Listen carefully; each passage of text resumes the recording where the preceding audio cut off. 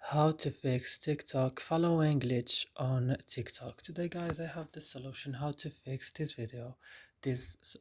issue. Sorry, just watch this video till the end. So let's start. So first you have to go and open the settings of your phone. Then you have to go directly to apps or applications. Then here you will find all the applications that you have on your phone. You will search just for TikTok.